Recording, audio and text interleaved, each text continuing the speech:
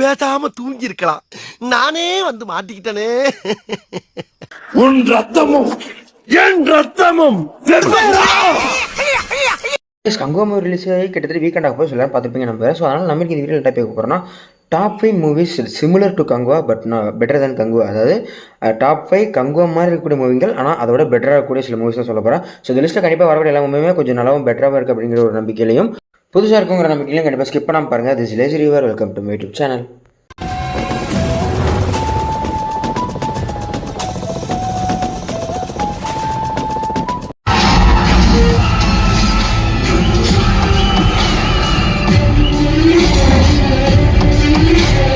இந்த மாதிரி டிஸ்க் நான் சில டிஸ்க்லாம் கண்டிப்பாக கொடுப்பேன். ஸோ அந்த லிஸ்ட்டில் இருக்கிறது எல்லாமே எனக்கு பிடிச்சிருக்கதையும் தாண்டி இந்த கங்குவாக்கும் இந்த படத்துக்கு சில சிமிலாரிட்டிஸ் இருக்கும் தெரியுமா, அது சிமிலாரிட்டிஸோட லெவலில் பொறுத்து லிஸ்ட்டும் வச்சிருக்கேன். ஸோ எந்த ஒரு இன்டென்ஷனும் பொறுத்து இந்த டாப் 5 லிஸ்ட்டை பிளேஸ் பண்ணல. ஆனால் அதை தொடர்ந்து நான் அந்த லிஸ்ட்டில் வச்சிருக்கக்கூடிய அந்த 5 மூவிஸுமே வேர்ல்டு வைட் உள்ளதாக எடுத்துருக்கேன். அதாவது foreign movies and Indian movies எல்லாத்தையுமே கம்பேர் பண்ணி அண்ட் மிக்ஸ் பண்ணி தான் எடுத்து வச்சிருக்கேன். லிஸ்ட்டில் நான் 5th பிளேஸ் வச்சிருக்கும் போது தான் ட்ரை. ஸோ இந்த ட்ரை வந்து கண்டிப்பாக நிறைய பேர் பார்த்துருப்பீங்க. பிகாஸ் நமக்கு ஃபெமிலியான ஃபேஸ் இருக்கக்கூடிய பிராட் பிட், எரிக் பானா, ஒர்லாண்டோ ப்ளூம் சொல்லி எல்லாமே நடிச்சிருப்பாங்க. ஸோ இந்த படத்தில் ஒன்லைன் வந்தீங்கன்னா ஒரு சிம்பிள் தான். ஸோ ஒர்லாண்டோ ப்ளூம் ப்ளே பண்ணிக்கூடிய இந்த பாரிஸ்ங்கிற கேரக்டர் ட்ராயிங்கிற ஒரு கிங்டம்க்கு பிரின்ஸாக இருந்திருப்பாரு. அண்ட் ஸ்பாட்டான இன்னொரு கிங்டம் இருக்கும், அதோட கிங்கோட பிரதராக இருக்கக்கூடிய மெனலிஸ் இருக்காரு. ஸோ அவரோட ஒய்ஃபுக்கும் இவங்களுக்கும் ஒரு ரிலேஷன் பரமாக கண்டிப்பாங்க. ஸோ இவர் வந்து அவங்க மேலே ஒரு லவ் அஃபேர் வச்சிருந்திருப்பாரு. ஸோ இதை தெரிஞ்சுக்கிட்ட மெனலிஸ் வந்து அவர் மேலே ஒரு கோவம் வந்து என்கிட்ட தான் என் பொண்டாட்டியை தூக்கிட்டு போகிற அப்படிங்கிற மாதிரி கோவம் வந்து அதை ஏதாவது பண்ண நினைக்கிறார். ஸோ இதை தெரிஞ்சுக்கிட்ட ஸ்பார்டாக்கோட கிங்காக இருக்கக்கூடிய ஏக்மன், அவர் தான் அந்த மெனலிஸோட பிரதர். ஸோ இதை தெரிஞ்சுக்கிட்டு ஸோ பிரதருக்காக பழி வாங்கணும் அப்படிங்கிற ஒரு கான்டெஸ்ட் எடுத்துட்டு ட்ராய்க்கு எதிராக போர் தொடுக்கிறாரு. இவர் சாதாரண ஒரு ஆள் கிடையாது, இதுக்கு முன்னோட்டே போர் தொடுத்து கிரீஸ் ஆர்மியை மொத்தமாக டிஃபீட் பண்ணுவார். ஸோ அதனால அதே மாதிரி இவரோட பிரதரோட ஃபியூரியை ஒரு சின்ன டூலாக தான் எடுத்துக்கிறாரு. இவரோட எய்ம் என்னவா இருக்குன்னா, இவரோட பிரதரோட ஃபியூரிக்கு பதில் சொல்வது மட்டும் இல்லாமல் இந்த ஏஜென்சியை மொத்தமாக கட்டுப்படுத்தணும், நான் தான் ஆளுங்கிற ஒரு ஆசை இருக்கு. ஸோ அதனால இந்த ஒரு இதை எடுத்துக்கிட்டு இந்த ட்ராய் அழைக்கணும்னு நினைக்கிறார். பிகாஸ் இந்த ட்ராய் தான் the last kingdom to pretend the control over the agency. ஒருவேளை ஒரு ட்ராய் இந்த போர்ல தோக்கடிச்சு கண்ட்ரோல் எடுத்துட்டார் அப்படின்னா இந்த ஏஜென்சிக்கு ஒன் அண்ட் ஒன்லி கிங்கா அவர் தான் இருப்பாரு. ஸோ அதனால அதுக்கப்புறம் அவர் போர் எடுத்துட்டு வந்து என்ன பண்ணாரு, எனக்கு உண்மையிலுமே அந்த ராணி இருக்காங்களே, ஸோ அவர் வந்து நம்ம ஓர்லாண்ட் ப்ளூம் கேரக்டர் கூட்டு வந்துருக்கலாம். ஸோ எதுக்காக கூட்டு வந்தாரு, உண்மையிலுமே லவ் தான் பண்ணாரா அப்படிங்கிற விஷயத்தை கொண்டு போகிறது மட்டும் இல்லை, இந்த வாரையுமே அவ்வளோ சூப்பராக கல்ச்சர் பண்ணியிருப்பாங்க. ஸோ அதில் வந்து நம்ம பிராட் பிட் வந்து ட்ராய்க்காகவும் எரிக் பானா வந்து ஆப்போசிட் கிளானுக்காகவும் ஃபைட் பண்ணியிருப்பாரு. ஸோ அதெல்லாம் இன்னும் நல்லா இருந்திருக்கும். அந்த வார் சீக்வன்ஸ் அந்த அட்வென்ச்சர் சீக்வன்ஸ் சூப்பராகவே ப்ளே பண்ணியிருப்பாங்க. பட் ஆனால் கங்குவாக்கும் இதுக்கும் வந்து பெரிய கம்பேரிசன் ஒன்றுமே இருக்காது, சிமிலாரிட்டிஸ் இருக்காது. ஒரு 1 லைனர் ஒரு 1 லாட் சில சினாப்சிஸ் மட்டும் கம்பேரிட்டிவாக இருக்கும். அதனால லிஸ்ட் வச்சிருக்கேன். அதே மாதிரி இந்த படம் வந்து ஒன் ஆஃப் தி பெஸ்ட்லாம் கிடையாது, டைம் கிடைச்சா பாருங்க, உண்மையிலே அந்த வார் சீக்வன்ஸ்லாம் நல்லா இருக்கும். அதனால அந்த லிஸ்ட்டில் நான் முடிவு வச்சிருக்கேன். இந்த லிஸ்ட் நான் 4th பிளேஸ் வச்சிருக்க மூவி தி நார்த்மேன். இது ரீசெண்டாக தான் ரிலீஸ் ஆயிருந்துச்சு. ஸோ இந்த நார்த்மேன் ஸோ இதோட ஒன்லைன் கேட்டீங்கன்னா ஒன்லைன் ஒரு சிம்பிளான ஒன்லைன் கிட்டத்தட்ட சொல்லணும்னா ரிவெஞ்சுக்காக தான் ஒரு ஹீரோ போவார். ஸோ நார்த்மேன் வந்து ஒரு எபிக் ரிவெஞ்ச் த்ரில்லர் மாதிரி சொல்லியிருப்பாங்க. அது என்னன்னு கேட்டீங்கன்னா, ஒரு வைக்கிங் பிரின்ஸ் வந்து தன்னோட அப்பாவை கொன்ன கொலகாரனை பழி வாங்கிறதுக்காக எந்த அளவுக்கு போவான், எந்த எக்ஸ்ட்ரீமுக்கு போவான் சொல்லக்கூடிய ஒரு கதையை தான் சொல்லிட்டு இருப்பாங்க. ரொம்ப ப்ரூட்டலாக சொல்லியிருந்திருப்பாங்க. ஸோ அந்த ப்ரூட்டலிட்டி தான் அந்த படத்தை கொஞ்சம் டிஃப்ரெண்டாகவே காமிச்சிருக்கும். எனக்கு வந்து பிடிச்ச காரணமே இந்த ப்ரூட்டலிட்டியை அவங்க கையாண்ட அந்த ஒரு விதமாக இருக்கும். ஸோ இந்த படத்தில் ஹீரோ கேரக்டர் வந்து பிரின்ஸ் அவ்வளோ அதிகமாக சொல்லியிருப்பாங்க. ஸோ அவரோட அம்மாவும் அப்பாவுமே அவரோட ரூத்லெஸ் அங்கிளால் கொலை பண்ணப்பட்டு இருப்பாங்க. ஸோ அதுக்காக பழி வாங்குறதுக்காக தான் இவர் போவார். ஆனால் போகிற வழியில் நிறைய ஒரு டார்க்கான ட்ரூத் அன்வீல் பண்ணுவாங்க. நான் உங்கள் ஃபேமிலியை பற்றின ஒரு டார்க்கான ட்ரூத்தையுமே அன்வீல் பண்ணுவார். ஆனால் அதுக்கப்புறம் என்னாச்சு அப்படிங்கிற ஒரு கதை தான் இந்த மூவி போயிருந்திருக்கும். ஸோ அடுத்த சீன்ஸ் என்ன வருகிறது ஒரு ஈஸியான கெசபிள் மூவியாக இருந்தாலுமே இந்த படத்தில் வரக்கூடிய அந்த ஆக்ஷன் சீக்வன்ஸ் இருக்கட்டும் அண்ட் எதிர்பார்த்த சில ட்விஸ்ட் சீக்வன்ஸ் இருக்கலாம், அதெல்லாமே நல்லாவே ஒர்க் அவுட் ஆயிருக்கு. அண்ட் இதில் சில த்ரில்லர் ஆக்ஷன் சீக்வன்ஸும் ஒர்க் பண்ணியிருப்பாங்க, நல்லா இருக்கும். அதே மாதிரி இந்த படத்தில் வரக்கூடிய அந்த வில்லன் கேரக்டர் தெரியுமா, எனக்கு என்ன தெரியும், இந்த நார்த்மேன் கேரக்டர் அந்த ஹீரோயின் வில்லன் கேரக்டர் பார்க்கும்போது அந்த கங்குவா படத்தில் நம்ம பாபி டீல் ப்ளே பண்ணிருப்போம் இல்லையா. ஸோ அந்த கேரக்டர் ஆனால் அவருக்கு பசங்களை ஒரு 3 பேர் கட்டியிருப்பாங்கல்ல, அவங்க 3 பேர் ஞாபகமாக வந்துட்டு போகும். ஸோ அது ஒரு மேபி இந்த கேரக்டரோட அந்த கேரக்டர் அதை சுற்றி இருக்கக்கூடிய அந்த ஒரு சர்க்குலேஷனை இந்த மூவிலேருந்து இன்ஸ்பயர் பண்ணி கூட வச்சிருக்கலாம் அப்படிங்கிற மாதிரி எனக்கு சில விஷயங்கள் தோணி இருந்துச்சு. ஸோ அதனால அந்த மூவி அந்த லிஸ்ட் வச்சிருக்கேன். ஸோ டைம் செக் பண்ணி பாருங்க, உங்களுக்கும் அந்த மாதிரி சிமிலாரிட்டிஸ் தோணுதா இல்லைங்கிறத கண்டிப்பாக கமெண்ட் சொல்லிட்டு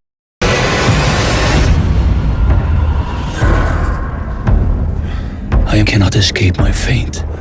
தேர்ட் பிளேஸ் இந்த லிஸ்ட்ல நான் தேர்ட் பிளேஸ் வச்சிருக்கும் தான் பிரேவ் ஹார்ட். ஸோ இந்த பிரேவ் ஹார்ட் வந்து ஒரு பயோகிராஃபி மூவி. இதை எடுத்து வந்து மெல் கிப்சன் அவர் தான் ஹீரோவும் பண்ணியிருப்பாரு. ஸோ இந்த மெல் கிப்சன் பற்றி சொல்லணும்னா இவர் இந்த மாதிரியான மூவிஸ் நிறைய எடுத்திருக்காரு. ஸோ முக்கியமாக சொல்லணும்னா the passion of the Christ, ஹாக்வர்ட் ரிச் அண்ட் ஃப்ளைட் ரிஸ்க்னு சொல்லிட்டு இந்த மாதிரி நிறைய மூவிஸ் எடுத்திருப்பாரு. ஸோ இன்னொரு மூவி இந்த லிஸ்ட்லேயே இருக்கு. ஸோ இந்த மாதிரி மூவிஸ் எடுக்கிறது கை தேர்ந்து வரான். ஸோ இது வந்து ஒரு பயோகிராஃபி மூவின்னு சொல்லுவாங்க. யாருன்னா 13th சென்ச்சுரியில் ஒரு ஸ்காட்டிஷ் ஹீரோ இருந்தார், அவர் நேம் வில்லியம் வேலன்ஸ் சொல்லுவாங்க. ஸோ அவர் தான் இந்த படத்தோட ஹீரோ. ஸோ அவரோட பயோகிராஃபி மூவி தான் இது. ஸோ அவர் வந்து ஒரு hero, not a king. And அதே மாதிரி வேலஸ் வந்து என்ன பண்ணியிருந்தார் அப்படின்னா, வில்லியம் வேலஸ் வந்து ஸ்காட்டிஷை இங்கிலீஷ் மொனார்ச்சுக்கும் எட்வர்ட் 1 பீட்டர் ஹேண்டில் இருக்கார்ல, ஸோ அந்த இங்கிலீஷோட கிங்குக்கும் எதிராக அகேன்ஸ்டாக திருப்பி விட்டாரு. அண்ட் அதே மாதிரி அந்த இங்கிலீஷ் சோல்ஜர்னால இவர் பர்சனல் லைஃப்பில் ஒரு மிகப்பெரிய ட்ராஜடிக்காகவும் ஒரு மிகப்பெரிய சஃபரையும் சந்திச்சிருப்பார். ஸோ அதனால் அவர் வந்து நிறைய அமைச்சரான வேரியஸாக சேர்க்குறாரு. பட் என்னதான் அவங்க அமைச்சரான வேரியஸாக இருந்தாலுமே கூட அந்த எக்ஸ்பீரியன்ஸில் ஒரு வேரியஸாக இருந்தாலுமே கூட அவங்க எல்லாரும் இங்கிலீஷ் ஆர்மியில் கூட ஒவ்வொரு சோல்ஜரையோட பலம் வாய்ந்தவங்களாக இருப்பாங்க. ஸோ இந்த டீமை சேர்ந்து இவர் என்ன பண்ணார், இதுக்கப்புறம் அவருக்கு ஏற்பட்ட அந்த நஷ்டங்களுக்காக ரிவெஞ்ச் எடுத்தார் இல்லையா. ஸோ அந்த ஸ்காட்டிஷை இந்த இங்கிலீஷ் எந்த அளவுக்கு அடிமைப்படுத்துறாங்க, அந்த அடிமை மொனார்ச்சிலேருந்து எப்படி இந்த ஸ்காட்டிஷ் வெளியே வந்தாங்களா இல்லையா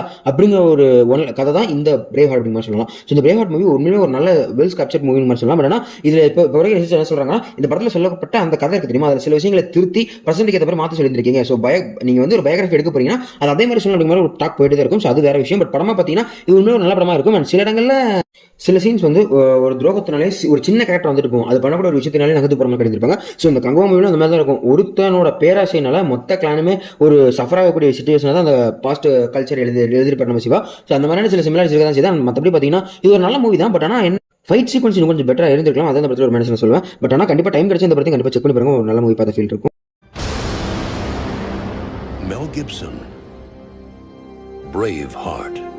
செகண்ட் பிளேஸ் இதில் நான் 2 மூவிஸ் வச்சிருக்கேன். ஸோ இவ்வளோ நேரம் எல்லாமே ஹாலிவுட் மூவிஸ் வச்சு இப்போ தான் தமிழ் மூவிஸ் வந்திருக்கேன். ஸோ இதில் செகண்ட் வச்சிருக்க ஃபர்ஸ்ட் மூவி மகதீரா.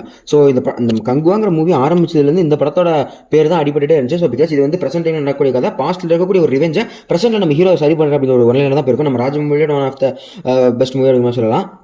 இதில் வந்து என்ன நடந்திருக்குன்னா, அந்த பாஸ்ட் லைஃப் வந்து ஹீரோவுக்கு ஞாபகம் வந்திருக்கும். ஸோ லிட்டரலி நீங்கள் கங்குவாலையும் பார்த்தீங்கன்னா அந்த பையனுக்கு மட்டும் ஏதோ ஒரு ஆர்டிஃபிஷியலாக அவன் மூலியில் ஏதோ இன்செர்ட் பண்ணி ஞாபகப்பட வச்சிருந்திருப்பாங்க. பட் ஆனால் அந்த கங்குவாங்கிற கேரக்டர், அதாவது சூர்யா கேரக்டர் தெரியுமா, அதுவுமே கிளைமேக்ஸில் சில சீக்வன்ஸ் பண்ணியிருந்திருக்கும். டக்குன்னு அந்த பையன் டச் பண்ணும்போது மாறதா இருக்கட்டும், அவருக்கு சில விஷயங்கள் ஃபிளாஷ் வந்துட்டு போகிறது எல்லாமே இந்த மகதீரா மூவி கண்டிப்பாக ஞாபகத்தை தான் போகும். அந்த பையனோட கேரக்டருமே கிட்டத்தட்ட அந்த மாதிரி கேரக்டரைஸ் பண்ண தான் ட்ரை பண்ணியிருந்திருப்பாங்க. ஸோ லிட்டரலி சொல்லணும்னா அந்த கங்குவாவை வந்து இங்கிருந்து பெட்டராக இன்ஸ்பயர் பண்ணி பண்ணியிருப்பாங்க அப்படிங்கிற மாதிரி சொல்லலாம். அந்த அளவுக்கு நிறைய சிமிலிட்டிஸ் இருக்கும். இந்த செகண்ட் பிளேஸ்ல இன்னொன்று வச்சிருக்கிறது தான் ஏழாம் அறிவு. ஸோ அந்த ஏழாம் அறிவு மூவி வந்து கண்டிப்பாக நிறைய பார்த்துருப்பீங்க. அந்த விஷயம் இருக்காது. ஸோ போய் தர்மர் ஒருத்தர் ரீஇன்கார்னேஷனோ இல்லை மறுபடியும் இவனோட உடம்புக்குள்ள கொண்டு வரணும் அப்படிங்கிற மாதிரி சொல்றதா இருக்கும். ஸோ ரீஇன்கார்னேஷனா மறு உயிர் பெற்று வரது. ஸோ லிட்டரலி அதை தான் ட்ரை பண்ணியிருப்பாங்க. ஸோ அந்த மாதிரியான ஒரு விஷயம் கங்குவால் நடந்திருக்காங்க அப்படின்னா, அந்த ஒரு சின்ன பையன் கேரக்டர் தெரியுமா, அந்த பையன் கேரக்டருக்கு மூலையில் ஏதாவது சிப் வச்சு அந்த மாதிரி தான் கொடுக்க ட்ரை பண்ணியிருப்பாங்க. ஸோ மேபி அந்த பையனோட ஒன்லைனர் சொல்லப்படாத சமயத்தில் இந்த ஏழாம் அறிவோட அந்த ஒரு கான்செப்ட் இருக்குல்ல, ஸோ இந்த ஒரு கான்செப்ட் தான் அந்த பையனோட ஒன்லைனர் ஸ்டோரி இருக்கிற வாய்ப்பு அதிகமாக இருக்கும். அதே மாதிரி பார்ட் 2 அப்படிங்கிற ஒரு விஷயம் வந்துச்சு அப்படின்னா சூர்யாவோட ஸ்டோரி எக்ஸாக்ட்லி இந்த ஏழாம் அறிவோட ஸ்டோரியாக மாறதுக்கான வாய்ப்புகள் ரொம்ப ரொம்ப அதிகமாக இருக்கும். வருதான்னு பார்ப்போம். அவன் இந்த மண்ணை விட்டு உயிரோட போக கூடாது. பெரிய கமர்ஷியல் விஷயம் நிறைய கண்டுபிடிச்சிருந்தீங்க. ஸோ மெல் கிப்சன் கேரக்டரோட இன்னொரு படமான அப்போகலிப்டோ. ஸோ இந்த படமே லிட்டரலி ஒரு உண்மையான கதையை பேஸ் பண்ணி அந்த மாதிரி தான் இருக்கும். பட் ஆனால் அதுக்கு நிறைய கான்ட்ரவர்சி இருக்கு, நம்ம அதை டச் பண்ண வேண்டாம். ஸோ இந்த அப்போகலிப்டோட ஸ்டோரி பார்த்தீங்கன்னா மாயன் கிங்டம்னு சொல்லிட்டு ஒரு பெரிய கிங்டம் இருக்கு. அது வந்து எப்படின்னா ஒரு ஹைட்டான கிங்டம், அதையும் தாண்டி ஒரு ஹை வெல்த்தினஸ், ஹை லக்ஸூரியஸ்னஸ் அண்ட் ஹை ஒரு நல்ல பவர்ஃபுல்லான ஒரு கிங்டம் மாதிரி சொல்லியிருப்பாங்க. அந்த கிங்டமை சண்டை போட்டு யாராலும் ஜெயிக்கவே முடியல மாதிரி சொல்லியிருப்பாங்க. பட் ஆனால் அந்த கிங்டத்தோட ஒரு ஃபவுண்டேஷனே மொத்தமாக கிரம்பிள் ஆக ஆரம்பிக்குது. பிகாஸ் அதோட லீடர்ஸ் எதை நம்ப ஆரம்பிக்கிறாங்கன்னா, நிறைய டெம்பிள்ஸ் கட்டி நிறைய சாக்ரிஃபைஸ் பண்ணணும், ஒன்று பீப்புள் சாக்ரிஃபைஸ் பண்ணணும், இல்லை கிராப்ஸ் சாக்ரிஃபைஸ் பண்ணணும், நம்மளோட சிட்டிசன்ஸ் வந்து சாக ஆரம்பிச்சிருவாங்க அப்படின்னு ஒரு மூட நம்பிக்கைக்குள்ள போறாங்க. ஸோ அதுல தான் ஜாக்வர் பா அப்படிங்கிற ஒரு கேரக்டர் வாழ்றாரு. ஸோ அவர் வந்து ஒரு சின்ன வில்லேஜ்ல வாழ்றாரு, ஒரு ரிமோட் ட்ரைப் அப்படிங்கிற மாதிரி சொல்றாங்க. ஸோ அந்த ட்ரைப்ல ஒரு பீஸ்ஃபுல் ஹண்டரா வாழ்ந்துட்டு இருக்காரு. ஸோ அந்த வில்லேஜை மொத்தமாக அந்த மாயன் கிங்டம் கேப்சர் பண்ணி வர்றாங்க. அதுக்கப்புறம் இவரோட செத்து நிறைய பேரை கொண்டு வந்து ரிச்சுவல் சாக்ரிஃபைஸ் பண்ண பிளான் பண்றாங்க. ஸோ அதுல இருந்து ஒரு மிகப்பெரிய பிளான் பண்ணி ஈஸியாக ஒரு கஷ்டப்பட்டு எஸ்கேப் ஆகி வந்துடுறாரு. ஸோ வந்ததுக்கப்புறம் அவரோட பிரெக்னன்ட் ஒய்ஃபையும் சன்னையும் பார்க்க ட்ரை பண்றாரு. அதே மாதிரி இந்த கதையில் இதுக்கப்புறம் இவரோட குடும்பத்தை காப்பாற்றினாரா இல்லையா, குடும்பத்தை பார்த்தாரா இல்லையா, அந்த வில்லேஜை காப்பாற்றினாரா இல்லையா, நீ இதை காப்பாற்றுறதுக்கு இவருக்கு யார் ஹெல்ப் பண்ணாங்க, மாயன் கிங்டமுக்கு கடைசியில் என்னதான் ஆச்சு, அண்ட் அந்த சாக்ரிஃபைஷியல் விஷயங்கள் என்னதான் நடக்கப்போகுது அப்படிங்கிற ஒரு விஷயத்தை சொல்லக்கூடாது அந்த படமா சொல்லியிருப்பாங்க. ஸோ இதில் வந்து இந்த மொத்த கதையுமே வேற மாதிரி மாத்திட்டாங்க. இதில் வந்து ஒரு குறிப்பிட்ட சமூகத்துக்கு சப்போர்ட் பண்ற மாதிரி அந்த படத்தை எடுத்து கொடுத்துட்டாங்க. இந்த கதையை மாறி அப்படிங்கிற நிறைய பேர் சொன்னாங்க. பட் இருந்தாலும் அதுக்குள்ள நம்ம போக வேண்டாம், அது வந்து ஒரு கான்ட்ரவர்ஷியல் இஷ்யூ தான். பட் மற்றபடி ஒரு படமா பார்த்தீங்கன்னா ஒரு நல்ல வெல்மென் ஆக்ஷன் அட்வென்ச்சர் மூவியா கண்டிப்பாக நிறைய பேர் ஃபீல் இருக்கும். எனக்கும் ஃபீல் ஆச்சு. அண்ட் இந்த மூவில ஒரு முக்கியமான சில ஃபைட் சீக்வன்ஸ் இருக்கும். முக்கியமாக சொல்லணும்னா இந்த ஹீரோ வந்து ஹண்டர், காட்டு பற்றி நல்லா தெரிஞ்சவர். ஸோ அதனால இவருக்கு அந்த காட்டுக்குள்ள ஃபைட் பண்ணுறது ரொம்ப ஈஸியாக இருந்திருக்கும். ஸோ பலமா வரவங்க கிட்ட நம்ம சண்டை போட்டு ஜெயிக்க நான் அறிவால ஜெயிக்கணும்ல. ஸோ அந்த மாதிரி அந்த பிளே நல்லா இருந்திருக்கும். இந்த கங்குவா படத்தில் எப்படி கிளைமேக்ஸ்ல வரும்போது மொத்த டீம் 500 பேர் எதிர்த்து சண்டை போட முடியும்னு சொல்லிட்டு பிளான் பண்ணி அடிப்பார், தண்ணியில் இருட்டில் கல்ல வச்சுன்னு சொல்லிட்டு. ஸோ அந்த மாதிரி பிளே இந்த படத்தில் இருக்கதான் செய்யும். அந்த படத்தோட போஸ்டர் கம்பேர் பண்ணிங்கனாலே அது உங்களுக்கு புரியும். ஸோ அந்த விஷயங்கள் நல்லா இருக்கும். ஸோ ஃபைட் சீனா ரைட் பண்ண முடியும் அப்படிங்கிற விஷயமே நல்லாவே இருந்துச்சு. அண்ட் அதை தாண்டி இதில் எமோஷன் சீக்வன்ஸுமே இன்னும் நல்லாவே கனெக்டாக இருக்கும். ஸோ அதனாலேயே இந்த படத்தை நான் போட்டுறேன். நான் கண்டிப்பாக சொல்கிறேன், மேபி அப்போகலிப்டோட ஒரு டைரக்ட் இன்ஸ்பிரேஷனா கூட கங்குவா வந்திருக்கலாம். அந்த அளவுக்கு நிறைய சிமிலாரிட்டிஸ் இந்த படத்தில் இருக்க தான் செய்யும். ஸோ டைம் கிடைச்சா கண்டிப்பாக செக் பண்ணி பாருங்க. எதிர்கொள்வோம்.